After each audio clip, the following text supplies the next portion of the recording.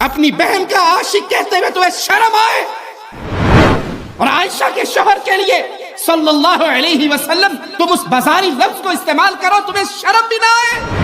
جاؤ، چیلنج ہے قبر پرستوں کو، قرآن حکیم کے 30 پاروں کو پڑھ لو، کہیں اللہ نے لفظ عاشق عشق استعمال کیا ہو تو ہمیں بھی لا کے دلیل دے دو۔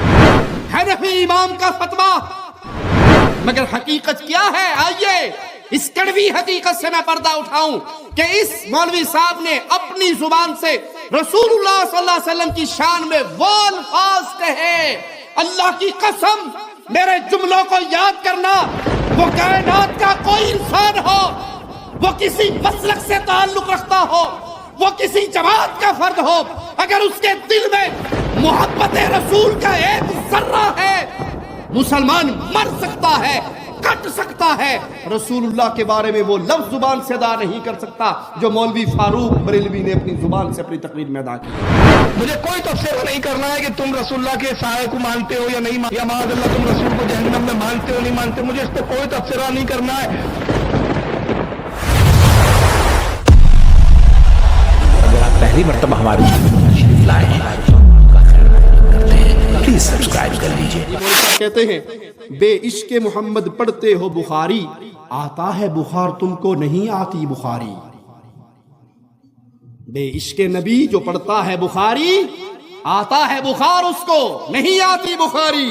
بے عشق محمد پڑھتے ہو بخاری، آتا بخار تم کو بخاری نہیں آتی۔ حضرت جی، اور یہ نبی صلی اللہ علیہ وسلم کے لیے اس بازاری گندے شہوت پرست لفظ کو استعمال کر رہا ہے۔ پاکیزہ جذبات کے لیے جو لفظ قرآن اور حدیث میں بھی استعمال ہوا وہ کیا ہے؟ محبت۔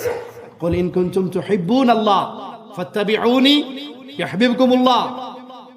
جو محبت کرے نبی صلی اللہ علیہ وسلم سے، اس کے لیے جو اللہ سے محبت کرنا چاہے لازم ہے وہ نبی کے پیچھے چلے، پھر اللہ اس کو اپنا محبوب بنائے گا۔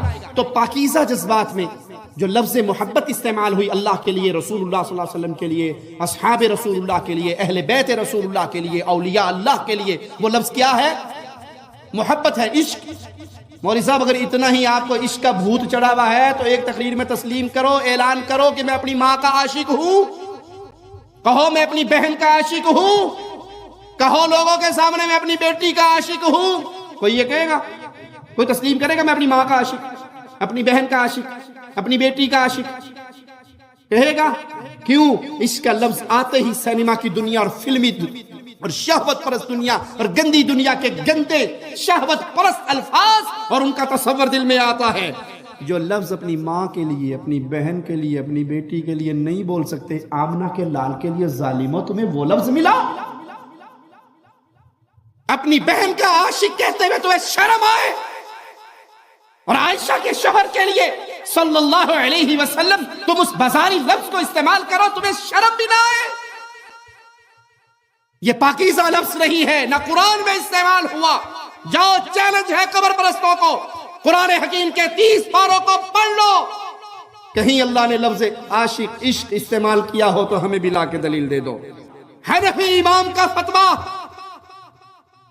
ابن ابی العز الحنفی رحمہ اللہ اعلان کر رہے لفظ عشق کا استعمال اس لیے بھی ممنوع ہو سکتا ہے کہ یہ عشق اس محبت کی ترجمانی کرتا ہے جس میں شہوت ہوتی ہے، جس میں شہوت ہوتی ہے، اور محمد کریم صلی اللہ علیہ وسلم کے ساتھ مومن جو محبت کرتا ہے وہ پاکیزہ محبت ہوتی ہے۔ یہ ہم نے آپ کو فتویٰ سنایا ہے حنفی امام کا، لہذا توبہ کیجئے۔ پیارے نبی صلی اللہ علیہ وسلم وہ پاکیزہ ہستی ہے، ان کی طرف جو نام استعمال ہوگا وہ بھی پاکیزہ ہوگا۔ یہ کہنا جرم ہے کہ ہم عاشق رسول ہیں، کذاب ہے یہ کہنے والے۔ مومن رسول سے محبت کرتے ہیں، پیار کرتے ہیں، اور ایسی محبت کرتے ہیں کہ محمدی بننے کے بعد نہ انہیں رضوی بننے کی ضرورت ہوتی ہے، نہ سہر وردی بننے کی ضرورت ہوتی ہے، ان کے سینے پہ پھول سج جاتا ہے محبت رسول اللہ صلی اللہ علیہ وسلم۔ یہ حضرت عوام کو بھڑکا کے اپنے مذموم مقاصد پورا کرنے کی ناکام اور نامراد کوشش کرتے ہیں، تو ان مولویوں کی کوشش یہ ہوتی ہے کہ پنگا ہو، فساد ہو، لڑائی ہو، جھگڑا ہو، دو چار کو مار دے، ان کی سیاست گرم رہے۔